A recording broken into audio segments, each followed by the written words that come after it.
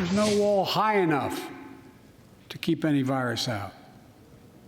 And our own vaccine supply, as it grows to meet our needs, and we're meeting them, will become an arsenal for vaccines for other countries, just as America is an arsenal for democracy for the world. President Biden speaking this week. This is his administration announced a travel ban from India as that country deals with the coronavirus. The Biden campaign back in February of last year insisted that this was not about the China travel ban, but he did tweet the day after the Trump administration implemented the China travel ban. We are in the midst of a crisis with the coronavirus. We need to lead the way with science, not Donald Trump's record of hysteria, xenophobia, and fear-mongering. He's the worst possible person to lead our country through a global health emergency. Next tweet, March 12th, a wall will not stop the coronavirus, as you heard in that speech this week. Banning all travel from Europe or any other part of the world will not stop it.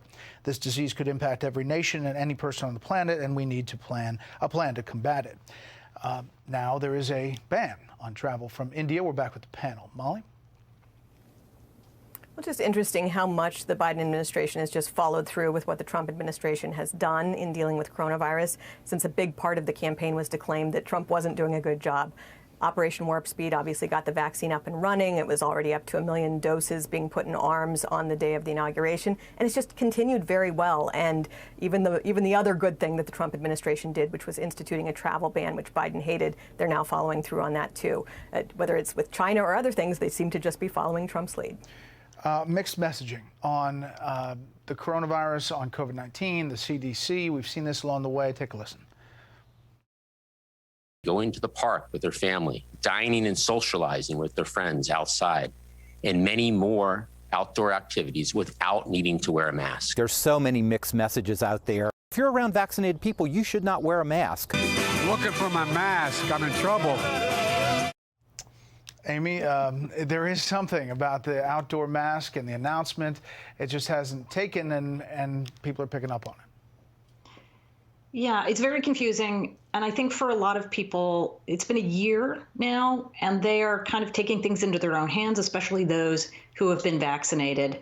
The good news, again, we have more people now than ever vaccinated. So hopefully, regardless of what kind of messages are coming forward, we have more and more people who are safe from actually getting COVID or spreading COVID. Yeah. Or Byron, maybe not spreading it, but getting really sick. Right.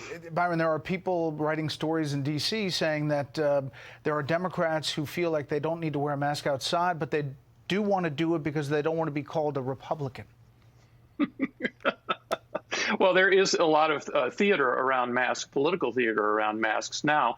But the Biden administration is sending this weird message, which is get your vaccine, get your vaccine. And people think if I get vaccinated, then I can't get it, and then says keep wearing the mask. So there's no surprise that people are confused about this. Yeah. All right, Molly, John Durham, we saw the report by Kevin saying it's still in process. There is a lot of frustration up on Capitol Hill about how long it's taken. Your thoughts on that? Well, this Russia collusion hoax was a lie that was deployed by Hillary Clinton and the Democratic Party. It affected the 2016 election. It affected the outcome of the 2018 election as the FBI weaponized it and continued to spread that lie. It affected the 2020 election. So we've had many, because nobody has been held accountable still. So more than anything, what needs to happen is accountability, but also justice delayed is not a good situation for this country. But Byron, we haven't seen big investigations kind of deliver in recent years. And there's probably a lot of people saying it's not going to happen this time.